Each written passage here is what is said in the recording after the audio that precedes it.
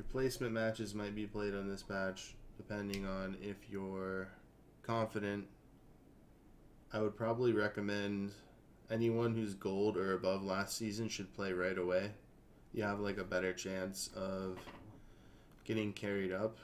And you basically, if you're still gold, you just want to play with the best possible players so you'll get better. Now, if you're below that, then I might want to wait a couple of weeks so that you don't just get into games with like diamond and like platinum smurfs, or like even when they're on their mains, just blazing through the rankings. Because what happens is some people will do all their placement matches, or some people will just take their mains as high as they can go, right? So it's more likely that the challenger players will just play on their mains, but it's not a given. Now, with that said, we're going to kind of gloss over Camille because I'm not sure how strong she's going to be. I haven't really kept up with the PBE. I have no reason to. I'm just going to wait until things hit live because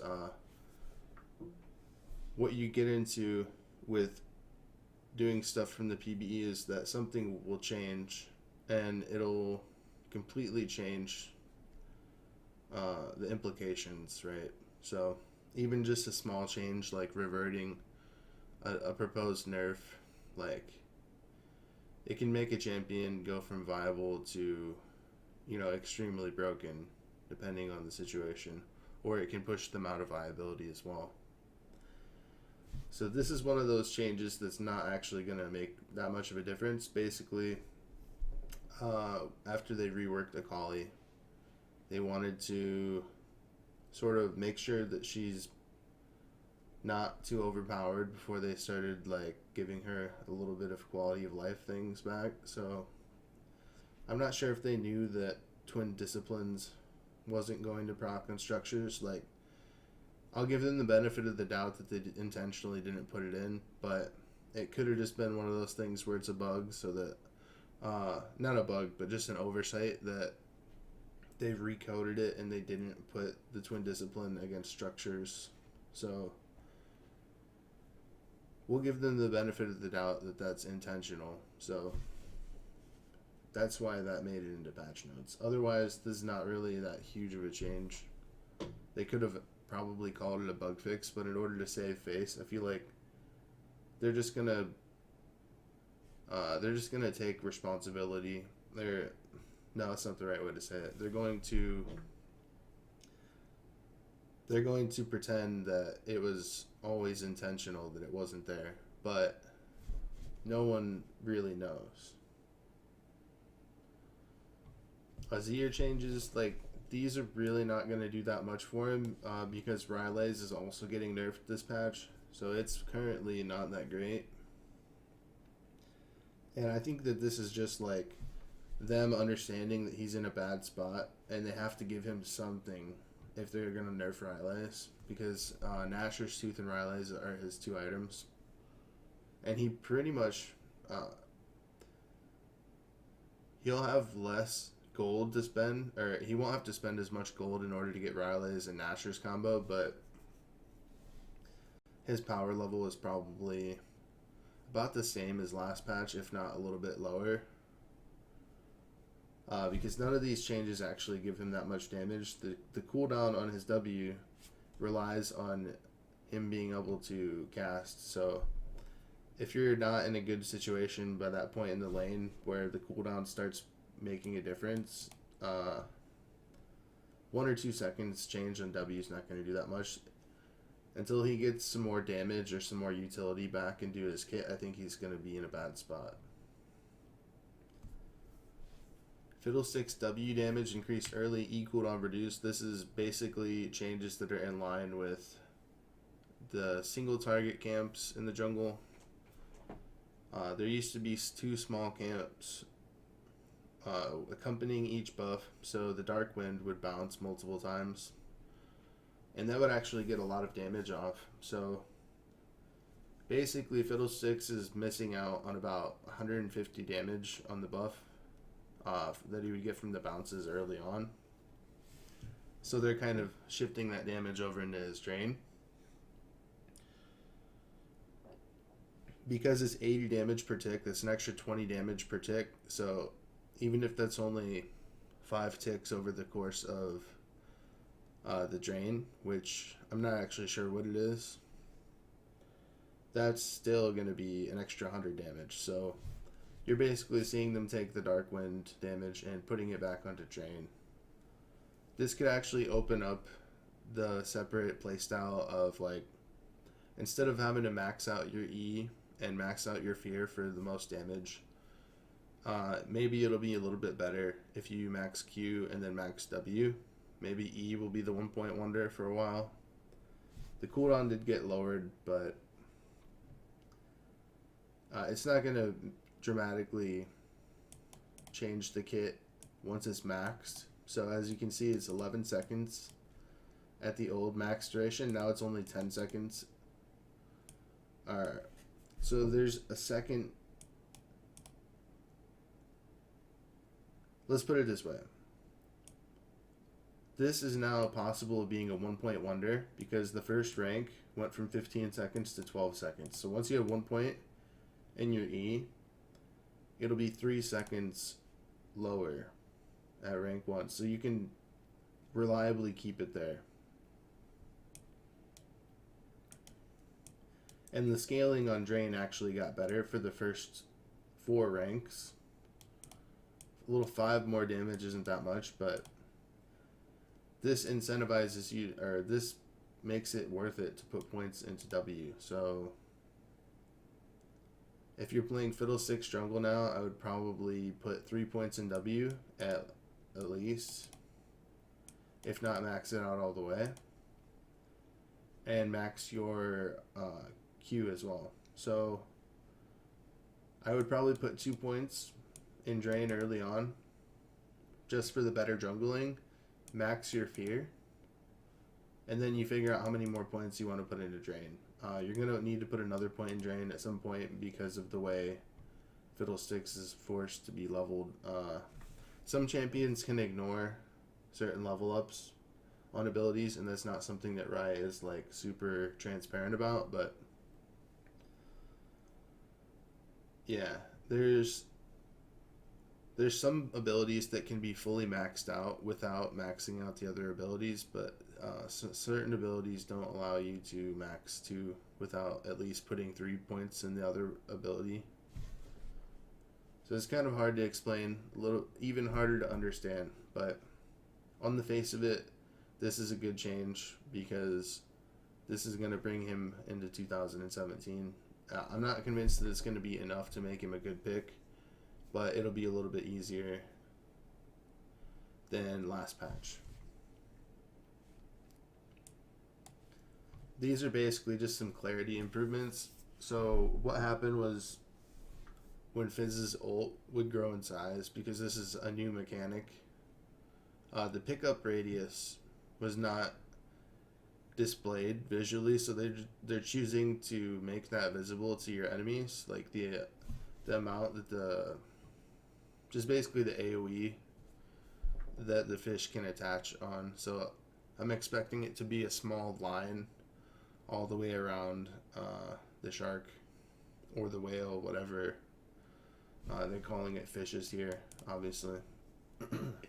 Depending on what skin you have, it's either a whale or a shark or a fish, whatever.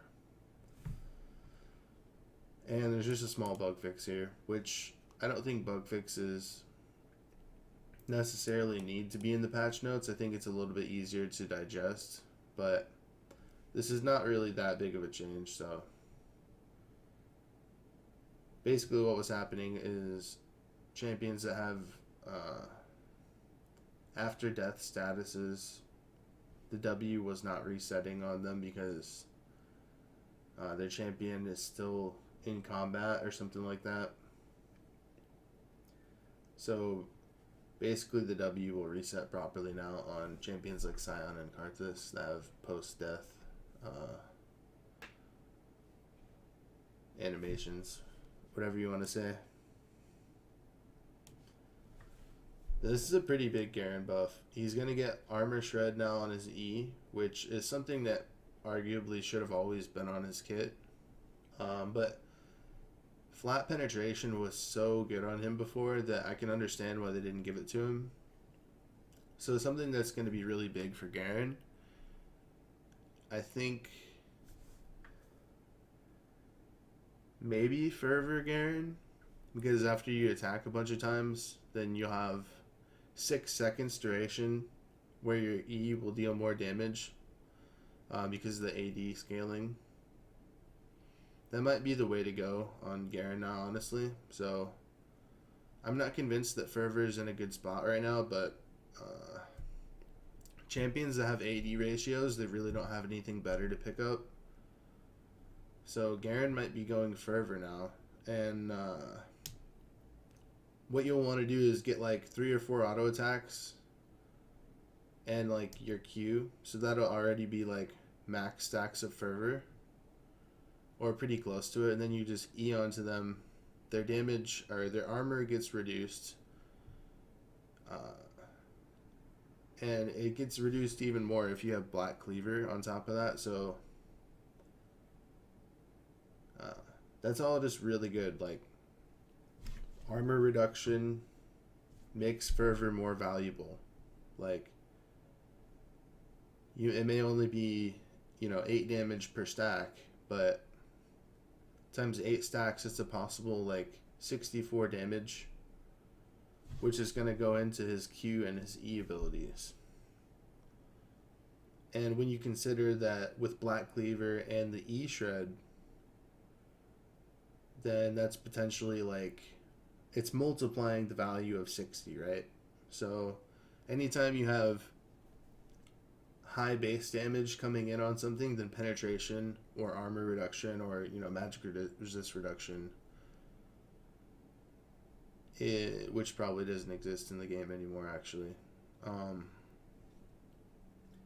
that just makes the base damages more valuable. That's one of the reasons why you see penetration built a lot, and we'll talk more about that with some of the other changes coming up here.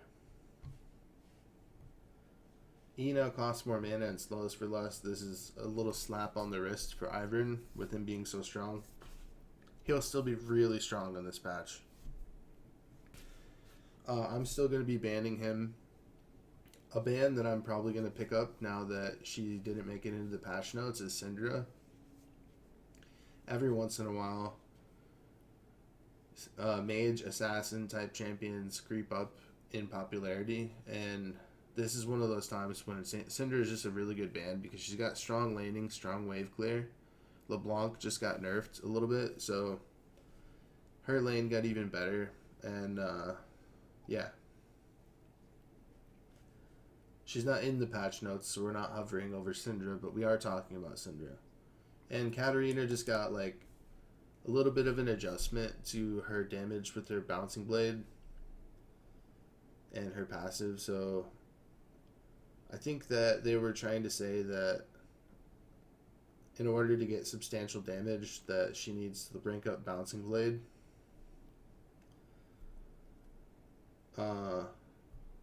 But a lot of the damage comes from the champion's level scaling. So it just seems like they're just going to buff her early game slightly, which I'm not sure that I agree with. But maybe they'll follow up with a nerf to her ultimate if she becomes a little bit too much out of line, which I'm starting to think that her ult is a little bit of what's out of line, but we'll have to see what these changes actually do for her. Might make her early game slightly stronger. And she can build Haunting Guys and Rylai's, so both of those items actually got cheaper by about 500 gold combined, so she might hit an early game spike with the penetration build. That's what I'm seeing from these changes. I'm seeing higher base damage earlier, so penetration is more valuable. Just like we talked about with Garen. This is a nerf to AP Kog'Maw. Has been showing up a little bit more in solo queue, and I think he showed up in Korean pro play at some point. So anyway, they're giving him a little bit of compensation on his W, just a little bit more percentage damage. They're just trying to push him back into the 80 carry role, which he's still not going to be good based on these other nerfs. But I think he probably needs like something like a movement speed buff. Maybe champions that get slowed and void ooze. When he auto attacks him with W, maybe he should get movement speed or something like that. I think giving him flat movement speed isn't enough. He probably needs something like additional on his kit, because reverting him after trying to rework him, it just means that his kit is even more outdated than before they tried reworking him. And nerf on top of that, it just doesn't make a lot of sense. Maybe Trinity Force and Blade of the Rune King Kog'Maw will be something to look out for, but probably not much better than before.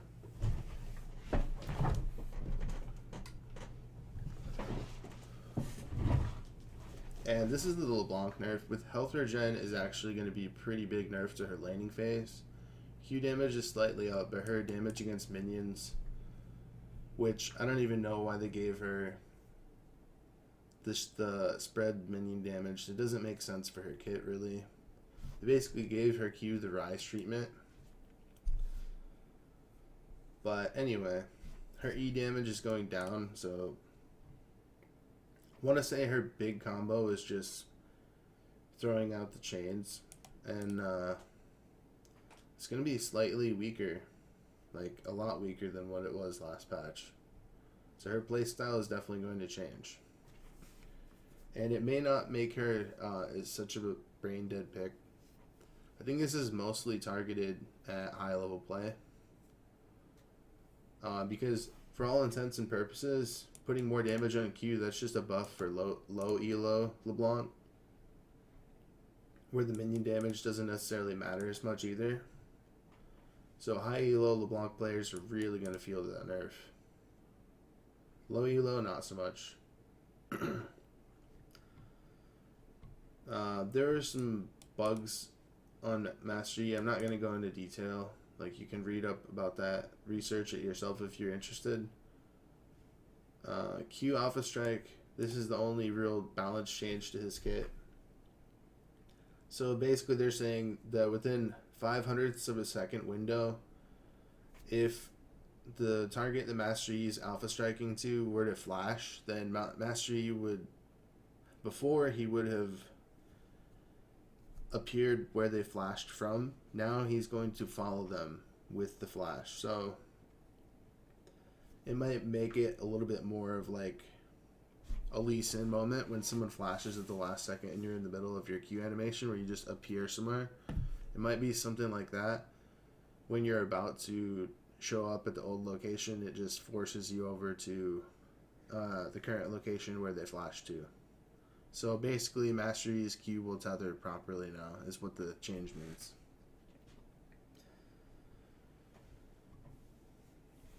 With the removal of the auto resets to Nidalee's kit, they actually hurt her clear speed by quite a bit.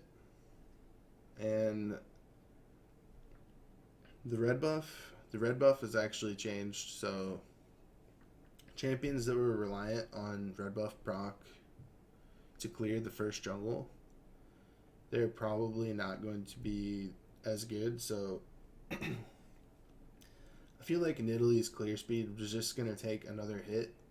So giving her some base damage is a nice way to make her a little bit stronger, a little bit more playable, because she was really bad. And she is still really bad, but this will probably make it so that good Nidalee players can play her again.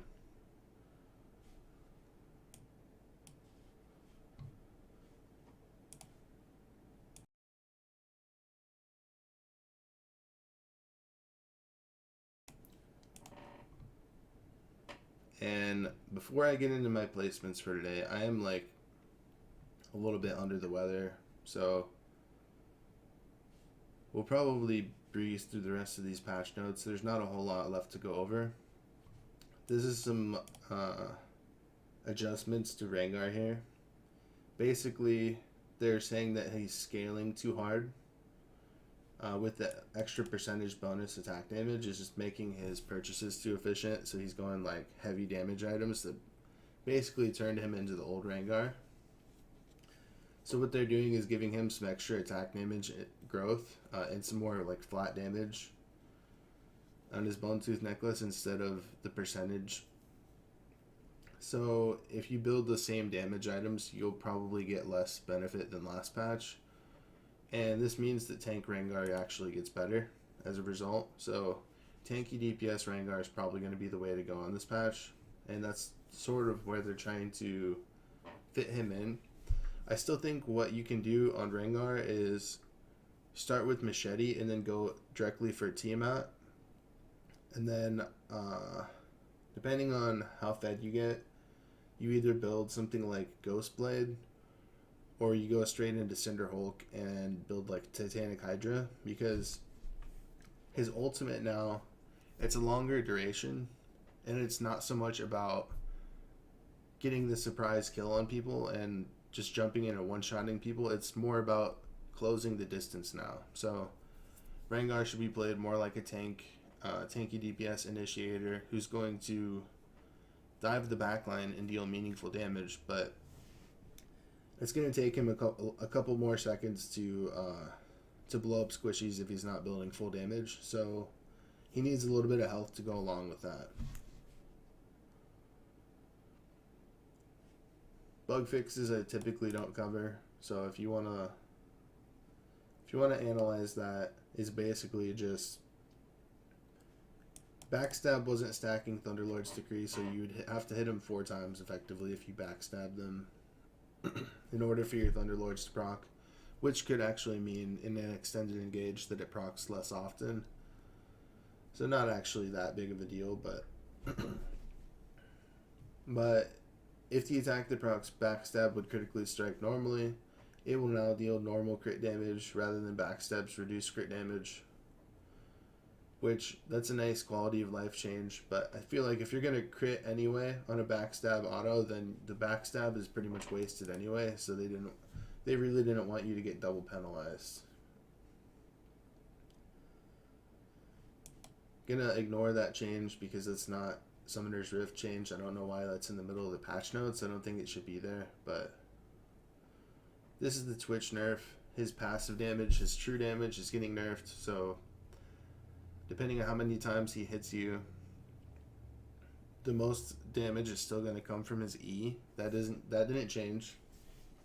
The usability of his W changed though, because it's going to gain 20 mana at all ranks. That just makes it way more like of a utility spell. It's not so much of a damage spell, because what Twitches were doing last patch is just constantly throwing the W out now that it stacks his passive up and up and up.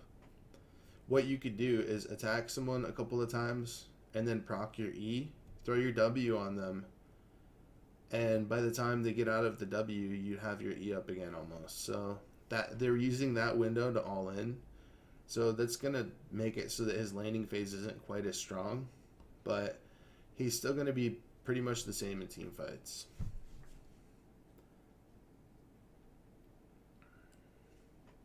Varus passive now scales with bonus attack speed, and its duration is the same regardless of proc type. So that just means that whether you pass your proc your passive on a structure, or if it's from killing a champion, then that's still going to be the same as when you kill monsters.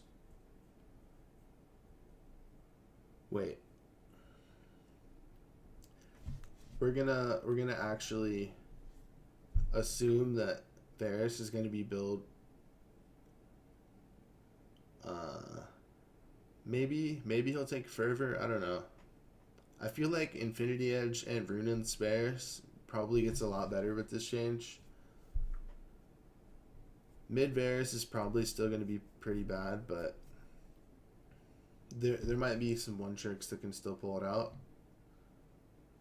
Of course, mid meta is entirely dependent on who's being played, so This could be something that lanes properly against Syndra. This might be a good pick against some of the other meta picks that are yet to show up yet. That have yet to show up. Whatever you want to say. This is basically a revert to Q on... This is basically a Vayne nerf aimed at Q max Vayne. So W max Vayne, if you played it like that, this is a good time to go back to that. Maybe you build Bork first now. And Infinity Edge Static Shiv will probably be still pretty strong. So they might have to do like some follow-up nerfs. I still think that the proper mastery for Vayne is still Warlords, and you can still probably build without Blade of the Ruin King, but if you want to build Blade of the Ruin King and do W max in reaction to this change, then that'll be still pretty good.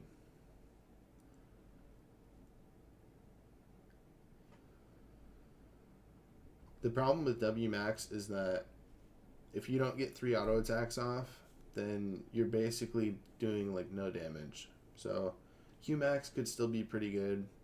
The extra cooldown reduction on your Q that you get for maxing it is still going to be the same. So in terms of being safe, you get more Qs off the more points you have in it. It might also be good to put 3 points into Q now. So you just put 3 points into Q and then like max your W. I think that would be pretty good. And it just depends on how much you're going to feel this nerf to the Q, which is not actually that big of a nerf. It's just going to make it so that you can't one-shot people as easily. Rylai's single target and area effect spells no longer cause a stronger slow, which I'm not really sure why it did that in the first place. They're also going to make the cost lower to coincide with the stats being reduced. 100 health and 25 ability power is a lot.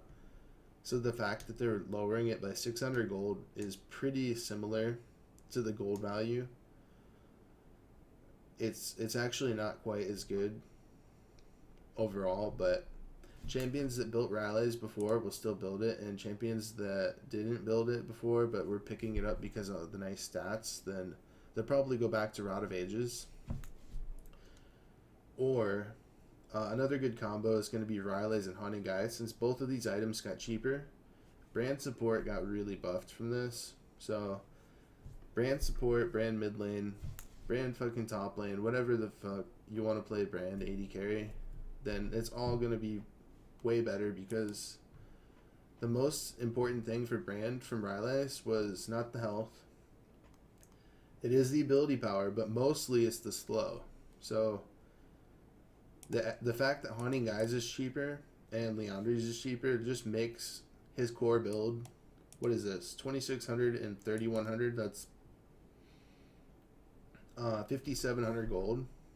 5700 gold versus 6400 gold, so that's 700 gold cheaper. Brand support would be really good on this patch. And then we'll just talk briefly about the red buff and blue buff nerfs. So blue buff will no longer grant 15% ability power. Red buff is going to... I think what they did is they took magic resist off of it as well, because it was getting like too hard to clear, which is right here. But most importantly, red buff is not going to be good for on-hit junglers. Champions like Xin Zhao, Master Yi, Evelynn, champions that rely on hit are pretty well nerfed with this, and I think it's a needed nerf, because anytime they have on-hit items being strong, the red buff interactions with on-hit items were just too good. So this gives them a chance to make on-hit champions viable without having to have a red buff. And it should open up the usability of red buff a little bit. Maybe tanks will be better users of red buff, because it doesn't necessarily matter how many times you hit them over 3 seconds. It just matters that you hit them every 3 seconds, which tanks are more than capable of doing. And since it's got so much health regen on the buff still, the buff duration has gone up as well. I think it's going to be really good for tanks and tank junglers in particular, So this is kind of their answer to damage heavy junglers being better than tanks, even though they're giving tanks all these extra strengths with Courage of Colossus. And they're also nerfing the level 3, the instant level 3 that most junglers could do. Like, pretty much every jungler could do red into Krugs and you'd hit level 3. So, this basically means that we're going to be back to full clears. Certain champions like Shyvana, if you want to know the most optimal clear path with her, I have a video on that as well. Which, the path really quick, if I could just explain it, is like, you want to get the most bonus experience from your machete at level 1. And raptors will be level 2. So you kill all the small raptors. Champions with AoE are capable of starting at raptors. It's one of the hardest camps to start, but you get less downtime and at the expense of not having your buffs early on. So what you do is start raptors into Krugs, and then you do Wolf and Gromp in order to get your 4 main camps to respawn quicker. So this is basically optimized for your second clear. So after you finish Gromp, what you do is you take blue, recall, and then buy your items, then go back for red. By the time you finish red, you have enough time to do the crab, if the crab's still there even, and if not, then you just kind of wait around for your next raptors to spawn, and you can hit level 6 at about 5 minutes 33 seconds with Shyvana doing that route. I'm pretty sure that the Krugs being nerfed in experience isn't going to change that. So this is only for the first clear as well, so that you just can't hit the instant level 3. The second spawn of Krugs is still going to give the same as before. So that jungle path probably got buffed a little bit. If you want to consider that for other champions, I think that Mastery might be able to pull it off if you run full attack speed runes. And who else?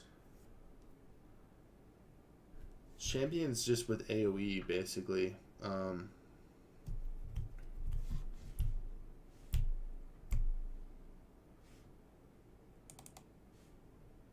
gonna look really quickly because there were like a few champions that could do this route and keep up in the jungle. It means that you have to give up ganking early, but it's pretty much worth it if you get the early level 6.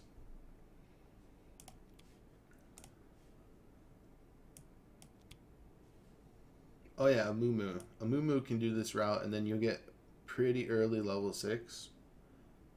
You just have to give up the early ganks. So I'm failing to see many other champions with enough AoE to make it work. I think Elise maybe has enough versatility to make it work. But she'll probably be a little bit slower in that route, so you probably just want to keep doing the gank route with her anyway. You really want persistent AoE, so Shyvana is probably the best. But Amumu can do it.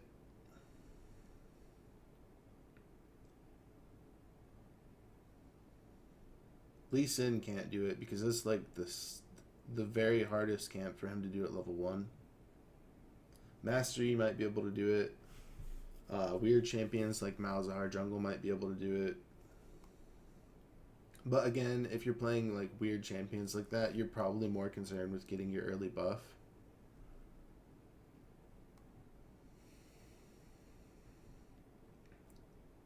I think Rek'Sai is probably versatile enough to do it, but what you're doing is you're giving up a lot of early health in order to do that. So champions that start refillable normally, you may want to start with 3 red pots, just to make sure that if you get invaded that you can keep jungling. That's purely the only reason.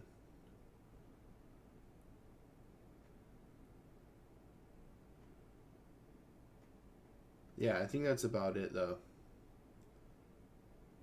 Even Zac doesn't really have enough AoE to warrant that kind of a clear, but that's going to be it for this patch notes. Thanks for watching, and if you have anything you want me to cover specifically on this patch, then let me know in the comments, and I'll probably make a video on it.